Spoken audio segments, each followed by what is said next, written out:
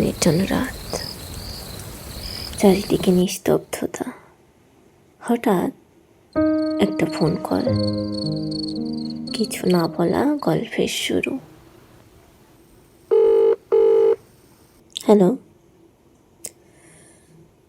চিনতে পারছো নাকি আগেই ভুলে গেলে? আমি তো ঠিক চিনতে পারলাম না, কে আপনি?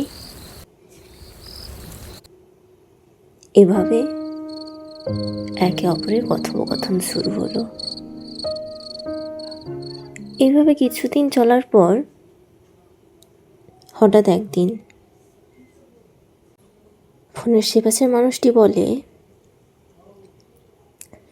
যদি বলি লাইক ইউ বা লাভ ইউ। না, এমন কথা শুনলেই ভয় লাগে, আবার ভালো লাগে। মনের ভেতরে কোথাও একটা ছোট্ট কোণা শুধু বলল, ভেবে বলবো। প্রেম ভেবে চিনতে হয় না, এখনই হ্যাঁ তো, না হলে এখনই না। আর হাসি ছিল তোমার অস্ত্র, আর সেই হাসিতেই হার মানলাম আমি। জানতেই পারলাম না তোমার জীবনে কেউ আগেই ছিল।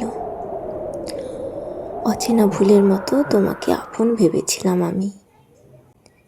একদিন তুমি বললে, আমাদের কথা বলা বন্ধ করতে হবে।